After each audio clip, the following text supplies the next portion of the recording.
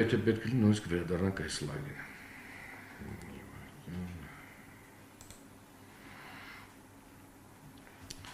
Հայտնի գործարար եւ բարերար Տաշիր գրուպի հիմնադիր Սամվել Կարապետյանը հանդես եկավ ի պաշտպանություն հայ առաքելական եկեղեցու, որից կարճ ժամանակ անց նրան ձերբակալեցին, ապա դատարանի որոշմամբ 2 ամսով կալանավորեցին։ Ինչպես է գնահատում իշխանության այս գործելավոճը։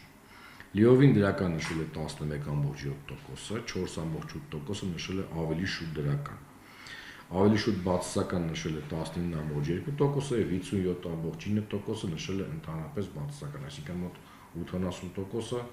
բացասական է գնահատում այս գործելավոճը իշխանության։ Ձեր կարծիքով այսօր Հայաստանում կան արդյոք քաղբանտարկյալներ,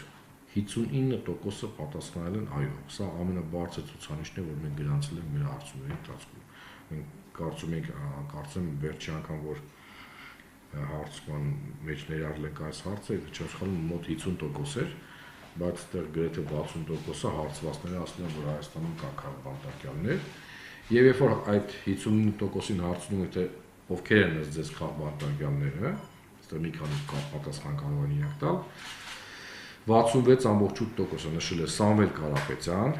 20.1%-ը նշել է Արմեն Աշոտյան, իդեպ Արմեն Աշոտյանի ցուցանիշը քաղբանտարկյալի դրվածքով նվազել է, ես կարծում եմ, որ շատ մարդիկ կան, ովքեր որ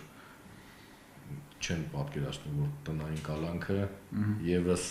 կալանք է եւ եւս ունի սահմանափակումներ եւ ինչպես կարծեմ Արմեն Աշոտյանը նշա, անգամ ավելի խիստ են սահմանափակումները, քան կամ գուցե պատկերացրել են, որ մի հոգու անուն պետք է տան։ Չէ, մի քանի ասում եք, որ կարող է Սամվել Կարապետյանը Թարմն է, այո։ Վարուժան Ավետիսյան 4.1%-ը նշել, Բագրատ Սրբազան 3.7%-ը նշել, ինչի եմ կարմիրով նշել, որովհետեւ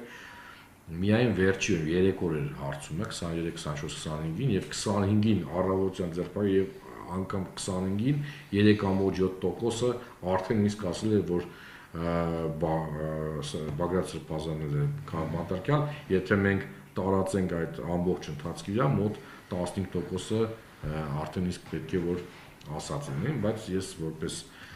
թվեր հիմա ներկայացնում եմ սա։ Վարդան Ղուկասյան 3.3%, Ռուբեն Վարդանյան 2.5%, Արթուր Վարդանյան 2%, Արկադի Ղուկասյան 1.6% եւ Արայիկ Հարությունյան 1.2%։ Տեսնում ենք, որ անգամ սա էլ է կարծեմ առաջ անգամ դուսեկի, որ Ռուբեն Վարդանյանի ձերբակալությունը եւ անազատության մեջ գտնվելը եւս մարդիկ դիտում են որպես այս իշխանության կողմից որոշակի քայլերի հետևանք։ Հունիսի 20-ին վարչապետ Նիկոլ Փաշինյանը պաշտոնական այցով մեկնել Թուրքիա։ Ինչպես է գնահատում այդ այցը։ 23.2%-ը դրական են գնահատում, առայժմ երկխոսություն նշել են,